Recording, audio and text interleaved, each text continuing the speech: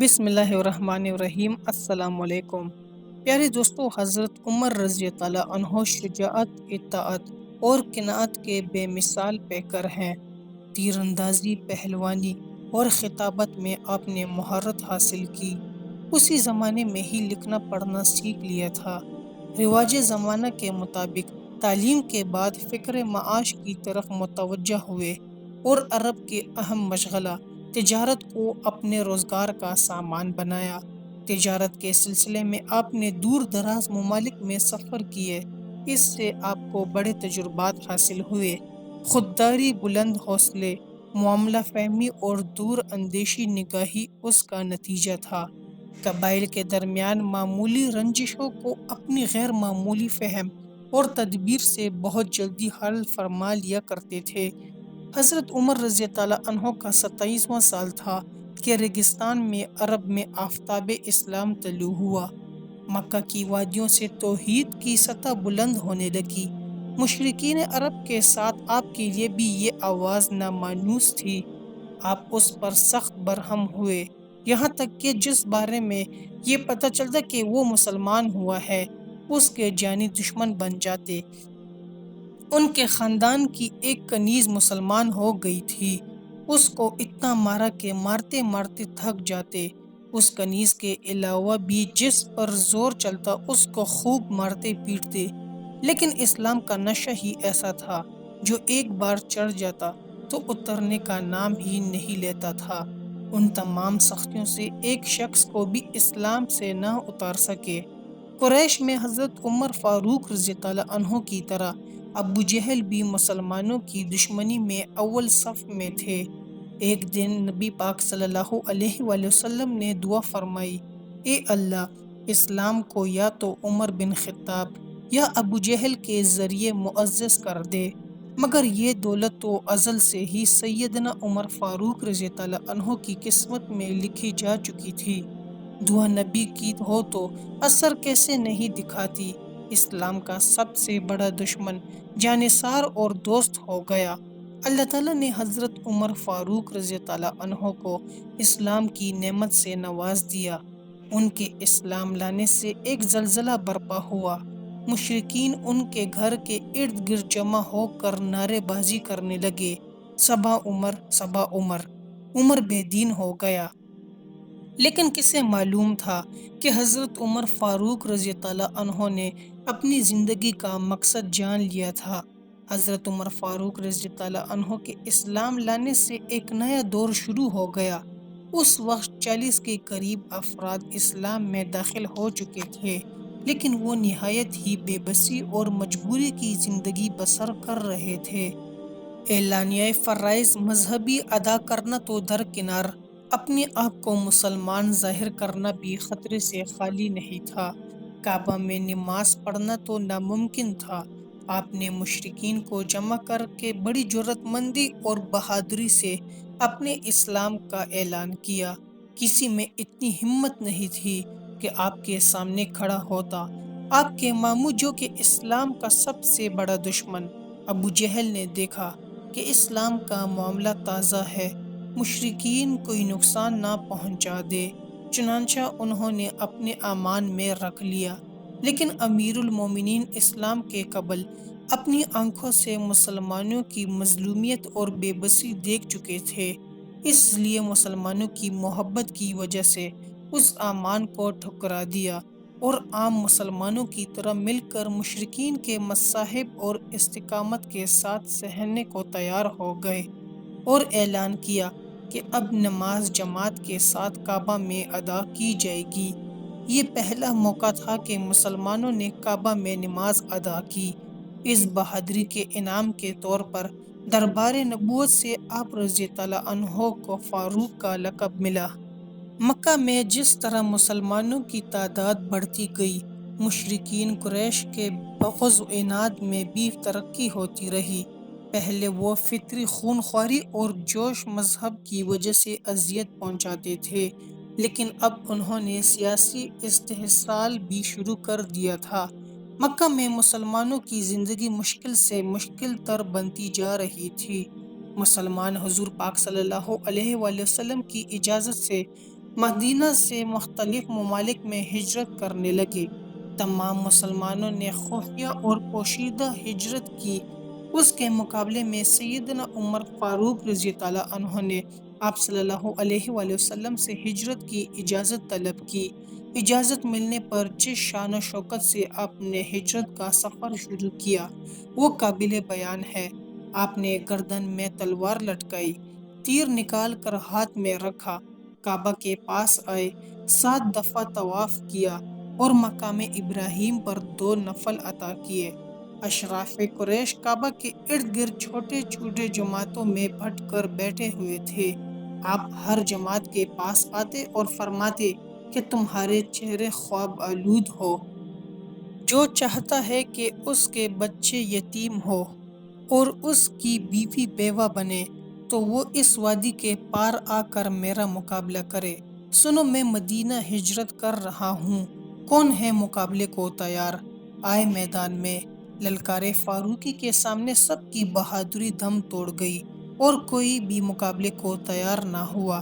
اس کے بعد جماعت در جماعت ہجرت کر کے مدینہ میں جمع ہونے لگے، حتیٰ کہ حضور پاک صلی اللہ علیہ وآلہ وسلم خود ہجرت کر کے مدینہ پہنچے۔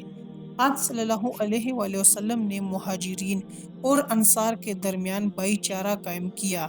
انصار نے اس میں جان نثاری کی مثالیں قائم کرتی تھی۔ مدینہ میں اب مسلمان سکون و اطمینان کے ساتھ عبادت کرنے لگے تھے کہ غزوہ بدر کا عظیم معرکہ پیش آیا۔ امیر المومنین اس معرکہ میں حضور پاک صلی اللہ علیہ وآلہ وسلم کے لیے اپنی مدبرانہ رائے، معاملہ فہمی اور شجاعت و بہادری سے دست بازو بنے رہے۔ اس معرکے میں مسلمان سرخ رو ہوئے، کامیابی اور کامرانی ان کا نصیب بنی اور کفار کو شکست سے دوچار ہونا پڑا۔ اس جنگ میں سرداران قریش کی بڑی تعداد گرفتار ہوئی۔ اس بات پر بحث ہونے لگی کہ ان کے ساتھ کیا معاملہ کیا جائے۔ سیدنا ابو بکر صدیق رضی اللہ عنہ اور دیگر صحابہ کی رائے یہ تھی کہ ان میں سے فدیہ لے کر آزاد کر دیا جائے، جبکہ امیر المومنین حضرت عمر فاروق رضی اللہ عنہ کی رائے تھی کہ ان سب کو قتل کر دیا جائے۔ آپ صلی اللہ علیہ وآلہ وسلم نے حضرت ابو بکر صدیق اور اکثر صحابہ کی رائے پر عمل کرتے ہوئے ان تمام کو فدیہ لے کر آزاد کر دیا۔ اس کے علاوہ آپ نے جنگ احد، خندق، خیبر اور فتح مکہ جیسے عظیم جنگوں میں نمایاں خدمات سر انجام دی۔ سیدنا حضرت ابو بکر صدیق رضی اللہ عنہ کی وفات کے بعد آپ خلافت میں آئے۔ آپ نے 10 سال کی دور حکومت میں فارس، روم، ایران، عراق، شام، بیت المقدس جیسے عظیم سلطنتوں کو فتح کیا، وقت کے فرعونوں کی حکومت کے تختے الٹ دیے، پوری دنیا میں اسلام کا پرچم لہرایا۔ اپنے دور خلافت میں ملکی نظم و نسق کو باقاعدہ منظم کیا۔ آپ کی حکومت میں ملک کے تمام ضروری شعبے وجود میں آ چکے تھے۔ آپ نے مملکت کو صوبوں اور ضلعوں میں تقسیم کیا، ہر صوبے میں بڑے عہدیدار مقرر کیے، جن میں حاکم صوبہ، قاضی، فوجی محکمہ، منشی وغیرہ شامل تھے۔ ملکی و قومی مسائل مجلس چوری میں پیش ہو کر طے پاتے تھے۔ آپ اپنے دور خلافت میں حکام اور حکومتی ملازمین کی کڑی نگرانی کرتے تھے۔ اگر ضرورت پڑتی تو عدالت کے کٹہرے میں لا کر کھڑا کر دیتے تھے۔ آپ نے قابل زراعت زمین کے لیے نہریں کھدوائیں، زراعت کے پیشے کو فروغ دیا، عشر و خراج کے منظم احکام جاری فرمائے، جیل خانے اور بیت المال جیسے عام شعبے ترتیب دیے، تعمیرات کو سرکاری طور پر ترقی دلوائی۔ آپ نے نئی آبادیاں قائم کی، جس میں بصرہ، کوفہ اور دیگر شہر شامل ہے۔ اشاعت اسلام کے لیے آپ کی خدمت قابل قدر ہے۔ آپ کے اثرات پر قرآن، جو اساس اسلام دستور اور منشور ہے، مرتب کیا گیا۔ آپ نے اپنے دور خلافت میں اس کے درس و تدریس کو رواج دیا، معلمین، حافظ اور موذنین کی تنخواہیں مقرر کی، اشاعت حدیث کے بھی صحابہ کو مختلف ممالک کی طرف روانہ فرمایا۔ آپ نقل احادیث میں بڑی احتیاط فرماتے تھے۔ تمام ممالک میں فقہ کرام کو مقرر کیا۔ مختلف فقہی مسائل میں صحابہ سے مشورہ کر کے ایک رائے طے کرواتے تھے۔ مسجد نبوی کو وسعت دی، نئی مساجد تعمیر کروائی، ان کی ضروریات کا بندوبست کروایا، حرم کی توسیع کی۔ آپ کے دور خلافت کا نمایاں صف عدل و انصاف تھا، چاہے وہ امیر و غریب، عزیز و بیگانہ، سب کے لیے ایک ہی قانون تھا۔ حضرت عمر فاروق رضی اللہ عنہ کا عدل و انصاف صرف مسلمانوں تک محدود نہیں تھا، بلکہ ان کا دیوان عدل مسلمان، یہودی اور عیسائی سب کے لیے یکساں تھا۔ آپ فطرتاً ذہین اور صائب الرائے تھے۔ آپ کی رائے کے مطابق کم و بیش 20 آیتوں کا نزول ہوا، جنہیں موافقات عمر کے نام سے یاد کیا جاتا ہے۔ اسیران بدر، اذان حرمت، شراب، مقام ابراہیم کو مسلح بنایا اور ازواج مطہرات کے پردے سے متعلق آرا مشہور ہے۔ قربت نبی صلی اللہ علیہ وآلہ وسلم کی وجہ سے آپ کو احکام میں بہت مہارت تھی۔ اس کے باوجود بھی کسی مسئلے میں الجھن ہوتی تو بلا پس و بیش صحابہ سے دریافت فرما لیتے۔ قرآن مجید کی تلاوت کرتے وقت مجتہدانہ انداز سے بڑا غور فرماتے تھے۔ اس کی بدولت قرآن مجید سے دلائل دینے میں بڑی مہارت تھی۔ آپ کے اخلاق و عادات دین محمدی کی عملی تصویر تھے۔ آپ کے آئینہ اخلاق میں خلوص، دنیا کی لذتوں سے اجتناب، حفظ و لصا، حق پرستی، راست گوئی، تواضع اور سادگی کا عکس نمایاں نظر آتا تھا۔ جنت کا پروانہ ملنے کے باوجود آپ کا خوف خداوندی اور خشیت الہی قابل دید تھی۔ رات بھر عبادت، ذکر و اذکار میں مصروف رہتے۔ نماز میں عموماً ان آیات کی تلاوت فرماتے جس میں خدا کی عظمت و جلال کا بیان ہو۔ ان کی آیت کی وجہ سے آپ اس قدر روتے کہ ہچکی بن جاتی۔ حضرت عمر فاروق رضی اللہ عنہ کے دل میں حب رسول اور اتباع سنت رچی بسی ہوئی تھی۔ آپ جمال نبوت کے سچے شہدائی تھے۔ اس راہ میں جان و مال، آل اولاد، عزیز و اقارب کی قربانی سے پیچھے نہیں ہٹتے تھے۔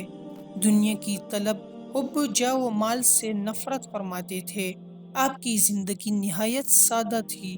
کھانے میں بغیر چھنے ہوئے آٹے کی معمولی روٹی اور روغن زیتون ہوتا تھا۔ خلافت ملنے کے بعد نہایت محتاط ہو گئے تھے۔ فقر و فاقہ اور تنگ دستی سے زندگی بسر کر لیتے تھے۔ نہایت ہی متواضع شخصیت کے مالک تھے۔ خاکساری کا یہ علم تھا کہ کاندھوں پر مشکیزہ رکھ کر بیوہ عورتوں کے لیے پانی بھر لاتے تھے، بازار سے ان کو سودا وغیرہ لا کے دیتے تھے۔ آپ کی زندگی رحم دلی سے بھرپور تھی، البتہ دینی معاملات میں سختی تھی۔ آپ اپنے بچوں اور ازواج سے نہایت ہی محبت کرتے تھے۔ فیروز نامی ایک پارسی غلام نے آپ سے اپنے آقا کی بھاری محصول کی شکایت کی۔ شکایت بے جان تھی، اس لیے آپ نے کوئی توجہ نہ کی۔ اس پر وہ آگ بگولا ہوئے اور صبح کی نماز میں خنجر لے کر اچانک حملہ کر دیا اور مسلسل 6 وار کی۔ زخم ایسا کاری تھا کہ آپ اس سے بچ نہ سکے۔ آخری وقت میں اہم وصیتیں کی۔ 3 دن ان کشمکش میں رہ کر محرم کی پہلی تاریخ، ہفتے کے دن 24 ہجری کو اسلام کا عظیم چراغ بجھ گیا اور اپنے محبوب آقا کے پہلو میں ہمیشہ کے لیے میٹھی نیند سو گئے۔ اللہ تعالی ہم سب کو قرآن پاک اور حدیث پہ چلنے کی توفیق عطا فرمائے، آمین۔ جی تو پیارے دوستو، ہم امید کرتے ہیں کہ آپ کو ہماری آج کی ویڈیو پسند آئی ہوگی۔ اگر آپ کو ہماری ویڈیو پسند آئی ہے تو آپ سے گزارش ہے کہ ہمارے چینل کو لائک اور سبسکرائب کر دے اور بیل کے بٹن کو بھی آن کر دے۔ آپ سے ملاقات ہوگی ایک نئی معلوماتی ویڈیو میں۔ دیکھتے رہیے ہمارے چینل کو۔ آخر میں اللہ تعالیٰ سے دعا ہے کہ اللہ تعالیٰ ہمیں اچھے کام کرنے کی توفیق عطا فرمائے اور ہمارا خاتمہ ایمان پر کرے۔